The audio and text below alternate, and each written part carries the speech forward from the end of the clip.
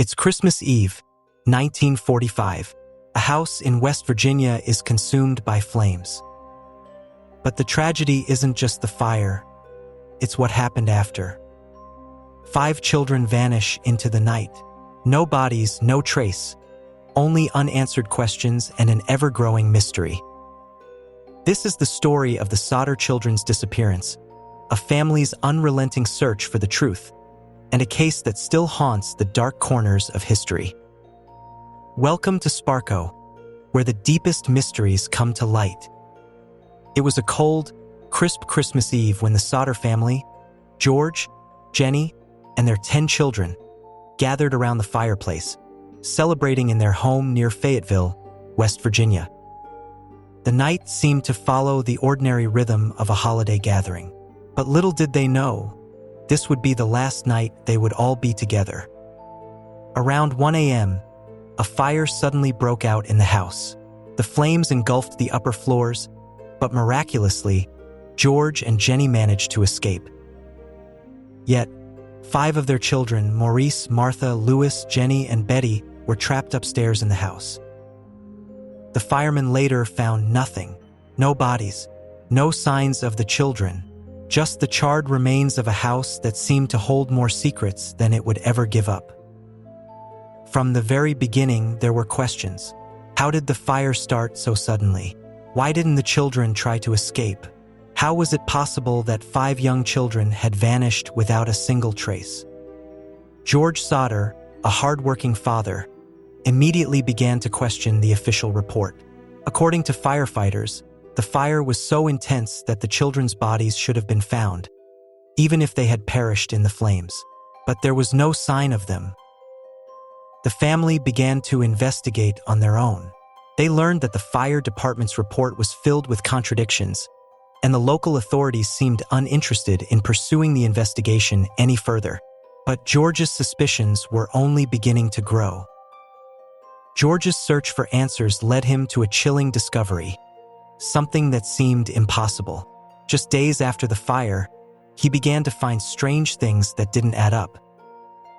A ladder that had been left leaning against the house was missing, and the phone lines, cut in the chaos, showed signs of being tampered with before the fire even started. Even stranger, he learned that some of his children had been seen alive after the fire. Neighbors claimed to have seen the 5 missing children on the morning after the fire, walking around town, but no one could explain where they went or how they had survived. As George continued digging, he uncovered more disturbing details. He discovered that there were no remains of the children's bodies in the ruins, only debris, and yet the fire department had insisted there should have been. The pieces weren't fitting together, and George was left with a question that refused to leave his mind. Had his children escaped the fire, or were they taken? Soon, George and Jenny were convinced of something far darker. Their children had been kidnapped. They began to search for anyone who might know anything. Their investigation led them to a stranger, a man who had been seen around their home the day before the fire. He had made cryptic remarks about their house being a fire hazard. Could this man have been involved? Then came the most disturbing piece of the puzzle, an anonymous tip. A mysterious letter was sent to the family. It was postmarked years after the fire and showed a photograph of their 5 children, all alive and well in another country.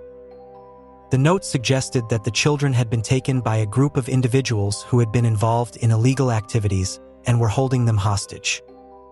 The Sodders' belief that their children might still be alive was reignited, but the photo, though it looked convincingly like their kids, was never verified. Could it be the breakthrough they'd been hoping for? As the years passed, George and Jenny continued their search. They hired private detectives, spoke to witnesses, and traveled across the country in search of any clue.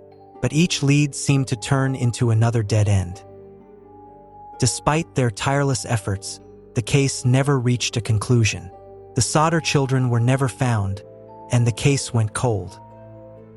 The local authorities stopped investigating, and the family was left with nothing but their broken hearts and the unanswered question: what had happened that night? Even today, the case remains unsolved. The Sodder family's desperate search for their children continues to inspire those who look for answers in the darkest corners of history. The house was eventually rebuilt, but no amount of construction could fill the emptiness left by the loss. Despite the passage of time, the story of the Sodder children still lingers, haunting the small town of Fayetteville and anyone who dares to look into the case. Was it an act of arson, or was something more sinister at play? Were the children victims of a kidnapping ring, or did they manage to escape the flames, only to vanish into thin air? The mystery still remains. So, did the Sodder children perish in the fire, or were they taken by unknown hands? After all these years, the truth still hides in the shadows. This is Sparko, where the truth is a mystery, and the past never truly dies.